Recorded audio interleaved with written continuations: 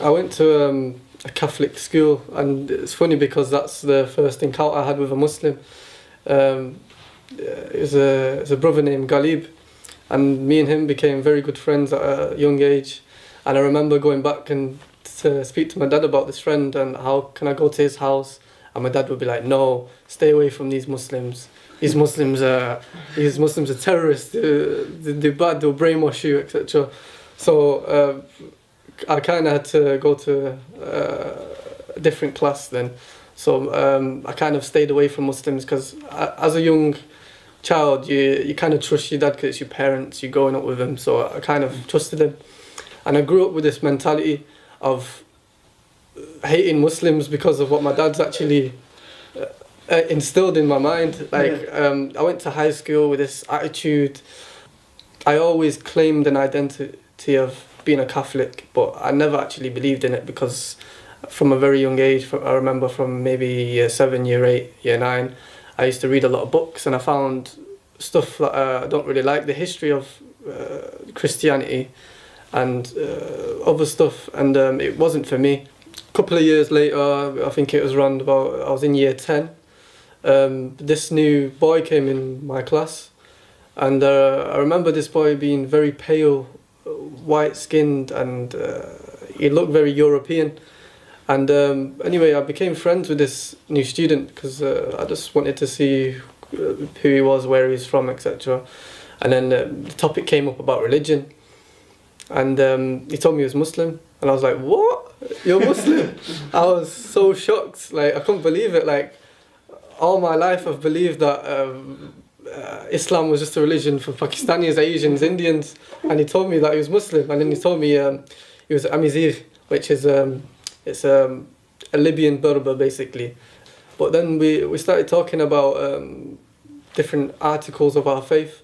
So I was telling him that, oh, we believe that Jesus is the Son of God. I never believed this. I never believed Jesus was the Son of God, but I always clinged onto it because of a cultural thing, and I'd always defend it. So this friend of mine, he said, we believe in Jesus too. I was like, really? You believe in Jesus? What? That's crazy. And I remember asking him questions about Jesus, and he was telling me that, oh, we call him Isa. It's very similar to the story in the Bible. It's the same person. But then he told me that we don't believe he's the Son of God or he's crucified. And even though I never believed this, I was very defensive about it. And I don't know until this day why I was very defensive about it. I got really angry towards this boy, and I used to be very harsh towards him. I regret it so much. I don't want to mention it anyway, but anyway, I felt really bad for this boy because every time I was harsh towards him, he would never go to the teacher, he would never be rude to me, he would never shout back, he would never do anything back to me. So I thought, okay, I'm gonna actually look into his religion, not because I was interested in it, but because I was more feeling sorry for him. So I asked for a couple of books on like the Day of Judgment, books on the life of the Prophet, sallallahu alaihi wasallam, may peace and blessings be upon him. And the thing is, I used to go to my mum's on the weekend at this time, and this is the time when I actually started reading this. I would leave it to the weekend because I was busy with other stuff and I was messing around, kids when they're young. I would go to my mum's and then I would read it, and then she would actually ask me questions about this, and she would say, what's that you're reading? And I'll say, oh, this is some Muslim thing, or they believe that Jesus is not the Son of God, it's some silly stuff, I'm just looking at it. And my mum actually took a liking to it. She was actually very open-minded, and she was like, could you tell me a bit more about this religion? And then she would start asking me questions. So the questions I didn't know, I had to go back to my friend in high school and ask him. So then it would kind of increase my knowledge on the fact. But every time I was reading and answering questions and gaining more knowledge, I still had a closed heart towards it. I was never accepting of it. One night I was up till I was up late. I can't remember why I was up, but I remember feeling something strange. Like, I don't know why I was up, but like, I remember my dad jumping out of bed, and it was really strange of him jumping out of bed. Someone rang his phone, and I heard him yapping on the phone, and it didn't sound good. But he came into my room, and he said, Cam, your mum's passed away. And at that moment, till this day, like, I can't actually accept it. Like, for a while, I couldn't process like what actually happened, and it just wow.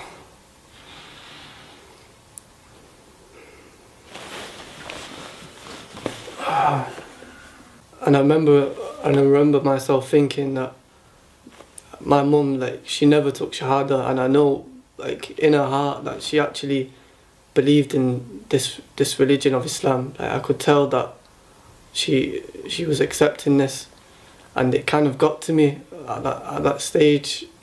And I remember myself thinking that I trust my mum so much, and that now she's gone, that I have to look into this religion with an open heart. I can't be just biased and just reading it. So I went back to my friend. We're friends now. I'm his living. I went back to my friend, and I started asking for some books. But this time, when I was opening these books, everything I read, I accepted. Like, every single word, I accepted it. And it's strange because it took a calamity to actually change my way of thinking. But in ways, I thank Allah for this calamity He blessed me with, because I don't think without the death of my mother, I would have actually accepted Islam. After that, I went a bit off the rails, because I went to college, and I split up from my friends. Like, the college I was at, there was not really any Muslims. It's mostly English, African based. All the Africans would be Christian, and I got into the wrong crowd basically, and I was doing all kinds of terrible things. But in my heart, I still had this belief in Allah. Allah is one. God is one. So my friends kept actually asking me when am I going to actually take my Shahada, and I kept putting it off. Like, I don't know what it was. It was something, I don't know if it was shaitan, it was Satan, or I don't know what it was, but I kept putting it off, and I don't know why. But I kept reading, even though I was at a state, until I kind of remembered my mum again, and I remembered how she took a liking to Islam, and she could have actually become Muslim. So I told my friend that I'll become Muslim this Friday. I promise I'll become Muslim this Friday. So Friday came, and the nerves started kicking in. I was actually shaking in the classroom. I just remember switching my phone off, because I didn't actually want my friends to call me to see where I was, because I knew they'd be calling me saying, meet us at this place, such and such a time. So I turned it on for a second, and he said, we're coming to meet you at your college. So I kind of left college an hour early to get away from them. And I remember getting on the bus, and there's about 5 of them sat on the back of the bus. And I was just like, I'm not getting away from this. And it was like Allah was saying to me that day that you're not getting away from me this time. You're taking your Shahada today, and that's it, final. So that day, I actually took my Shahada on Jummah after the khutbah in a masjid in front of quite a lot of people, and I never look back. Alhamdulillah, it's the best thing I've ever done.